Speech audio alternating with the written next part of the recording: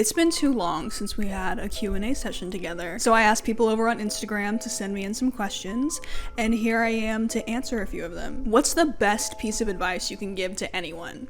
Never trust how you feel about your life past 9 p.m. I actually got this from a Sonic the Hedgehog meme. That little man hasn't let me down yet. 9 times out of 10 when I start spiraling about where I'm at in my life or where I think I'm going, I remember what Sonic the Hedgehog told me, and it pulls me right up out of it. Like, I could be laying on my bed on the verge of tears, panicking, and then I look at my phone and I check the time and it's 9:02. Nuh-uh.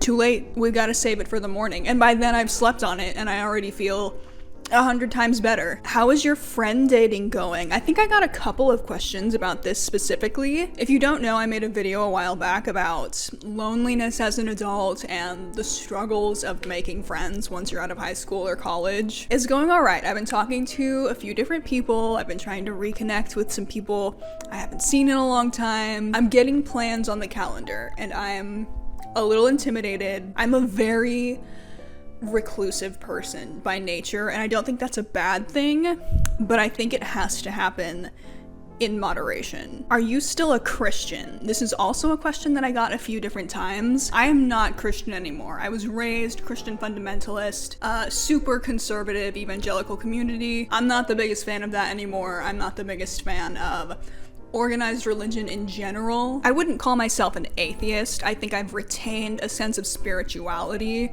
in the vaguest, most general sense. But after spending the first 20 years of my life deep in the trenches of fundamentalist Christianity, the Bible, church, it wasn't something that I was impressed with, and so I did part ways with that. Do you have any advice on being content with living alone or being on your own? I think that being in solitude is such an important phase in anyone's personal development. Learning to be content with your own company, learning who you are in the absence of any other community or pressure from those communities, that's a unique opportunity that you won't have in the periods of your life where you are surrounded by more community. The times in my life where I have been the most alone, I think that's where some of the most important growth that I've ever experienced is. If you're deliberate with it, there are so many skills you can gain during this phase that you will not be able to develop at any other point in your life. Looking more objectively from an outsider's perspective at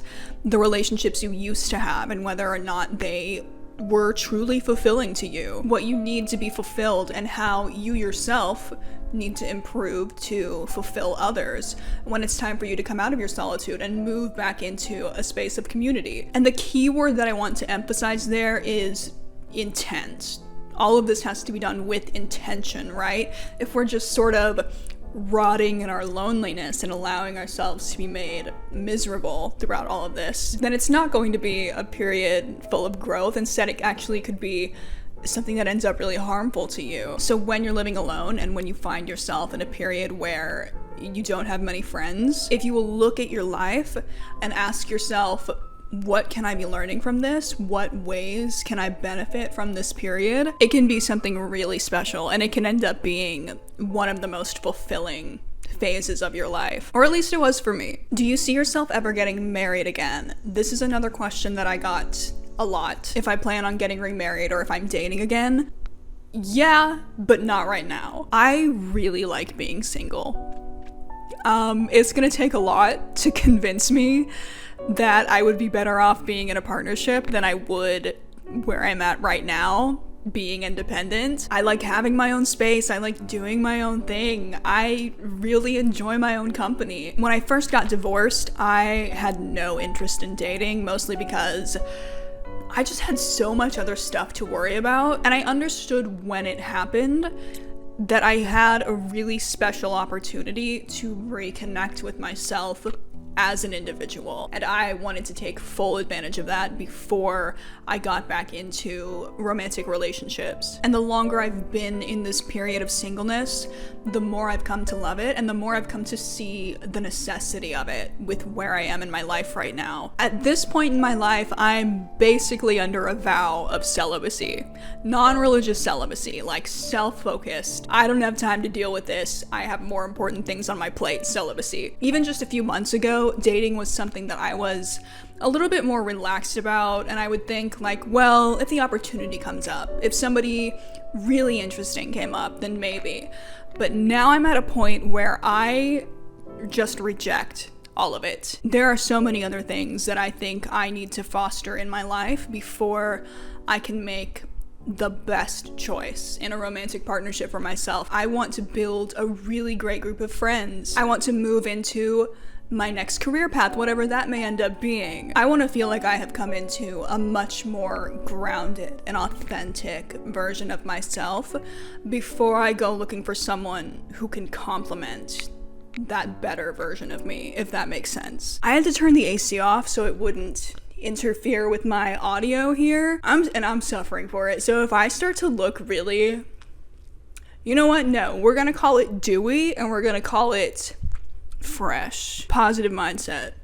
Positive mindset. What age did you feel like you became an adult? This is a really good question. I think that I've only really started to move into the feeling of secure adulthood maybe in the last few months, maybe the last year, honestly. I'm 25 now, for reference. I think my generation, Gen Z and even millennials, suffer from this really persistent feeling of inadequacy and even like infantilizing ourselves to a degree. And I think a lot of that comes from a pretty justified place. People around my age, we've been born into really bad financial circumstances. For me, moving into adulthood is not just about being financially independent or having my own place, because I've been financially independent and I've lived away from my parents for quite a while now, and that alone didn't really make me feel like an adult. For me, it's very much been a mindset shift, like an intentional change in mindset that I have had to cultivate in myself. I become more mindful about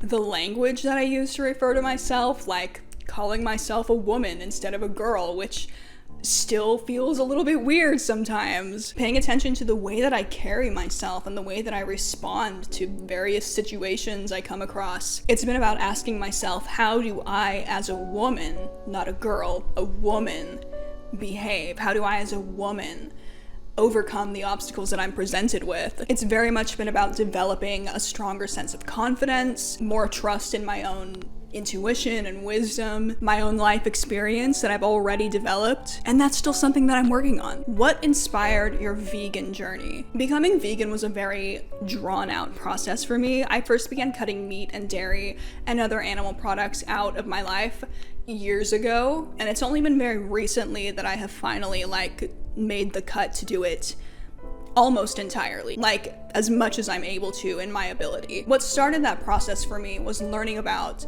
the treatment of animals in the meat and dairy industries, and then further than that, learning about the impact these industries have on the environment and on their human employees. So this is an example from Victoria Duvall's podcast and her explanation of her veganism. One of the common practices in the poultry industry is that nearly all male chicks are killed off immediately. They're literally dumped onto a conveyor belt and then dropped into meat grinders alive. And this is standard practice in the industry. If I myself could not justify dropping a tiny baby chick into a blender and blending him up alive, I also can't justify paying someone else to do the same thing for me. My general philosophy is just that I want to reduce the amount of suffering that goes on in the world. No matter who's experiencing it, no matter what species they are, if it's unnecessary, I don't want them to have to go through it. Do you hate Tuesday? I'm actually quite a fan of Tuesdays, but I am even more of a fan of committing to a good bit. And that's exactly what I've done and exactly what I'm going to continue to do. Is your connection with nature resonating with you in a more spiritual sense? When I first began to accept that I had left Christianity, when the cut is fresh, you're left with this sense of what do I do? What do I do with the space where I used to keep my religion? What do I do with the space where I used to keep God, maybe? And I can remember struggling with that in the first days after I accepted that I had really moved on, and where I was living at the time there was this open field a couple blocks down from my home, and I would walk over there when I just needed a quiet space to think, and I would lay on my back in the grass and look up at the trees and the sky above me, and I would feel that same sense of like reverence, the same sense that you're surrounded by something sacred, as I used to feel when I was deep into Christianity. And so in the absence of that more traditional faith, it was a really important revelation to me that the natural world around me was perfectly capable, all on its own, of filling me with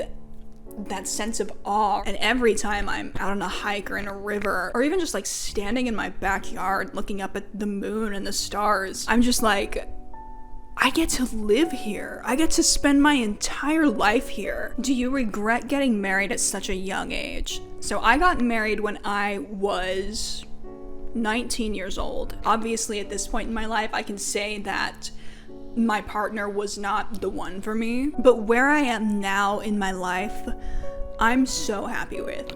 Like, I am so content to be here. And I wouldn't be in this place if it wasn't for everything I did leading up to it, including the marriage, right? So, was it a bad decision? Sure. But is it a decision that I regret? No, because I'm just too thankful for where I am as a result of it. Do you think that your marriage kept you kind of away from who you wanted to be? I do think it ended up being something that confined me rather than freed me or elevated me. Like, I look at who I am now, I watch videos from before, I read journal entries from before, I look at pictures of myself from before, and where I am now feels so much more authentic to myself. And it kind of ties back into the question I answered earlier about dating and about intentionally abstaining from that so that I can reconnect with myself as an individual. Like, I want to know this girl who has just been like freed from a situation that previously was restricting her. I want to learn everything about her. I want to be her best friend. I want to know exactly what she's fulfilled by, what makes her happy, what she's good at, what she is meant to do. And then I'll be able to pick the person who is most complementary to that. The absence of romance, especially a romance that is stifling, will leave you with so much room for the presence of yourself. How do you always seem so calm? Do you have any tips? I've always been a pretty laid back person, but I've also always been a really anxious person. More recently though, I really have eased into a much more calm, peaceful area of my life. And a lot of it was just changing my mindset, taking control of my thoughts and redirecting them into a direction that I thought was going to make me more calm. Like, I am genuinely so accepting of whatever gets thrown at me now. Like, if my job doesn't work out, I just wasn't meant to be there. There's something better out there for me. It's something I was really looking forward to gets canceled at the last second, and I'm super disappointed. Then I just wasn't supposed to go to that thing after all. If I'm disappointed, if I am stressed, if I'm grieving, whatever, there's something good to be pulled from this. There's something that I can be learning from it. If there's one thing I'm gonna do, it's find that one tiny grain of goodness that I can dig out of any situation, and I'm going to fixate on that, and I'm going to grow it into the best thing that it can be. Swimping Gwits. Agree. What was your best and worst life decision so far? Oh my god. Best life decision, probably watching Naruto when I was 12. Worst life decision, probably being a creepypasta stan for like 6 years when I was in high school. And how did it influence the person you are now? I think it may be weirder, but like in a powerful way. Any advice on how to stop the feeling of running out of time to do something significant/important? If you're talking about like just in general, you literally are never out of time for it. There is absolutely no time frame that you need to have accomplished anything in your life. You're allowed to do this as slowly as you want. You're allowed to ease into it at whatever pace you want. And that's assuming you even, feel the need to accomplish anything great or significant at all. I've literally never accomplished anything great or significant in my life at all. Like, I could spend the rest of my life doing the most mundane things that bring me true joy, and I would feel happy with that. And I think a lot of people do. If you personally genuinely feel that you need to do something like that, then by all means do it at whatever pace and in whatever way you feel is best suited to you. But otherwise, I think there's a lot of emphasis on people to achieve certain things at certain times and in certain ways that just isn't necessary. Advice on starting YouTube: don't. Start anywhere else. YouTube is by far probably the most difficult platform to build a following on. It took me, I think it was a year before I hit 100 subscribers and 2 years before I hit 1,000. And then after that, my channel began to see real upward growth. If you genuinely want to start a YouTube channel and, see some amount of success in it, don't start on YouTube. Build a following on other platforms first, like TikTok or Instagram, and then transfer that following over to YouTube. Of course, there's nothing wrong with posting videos on YouTube right now. Go ahead. I think it's actually really good to get that practice in, but definitely don't throw all of your eggs into this basket. What is your favorite rock crystal? It's this one. My Dalmatian Jasper. I just think she's so cute. Who is your favorite sister? I don't have a sister.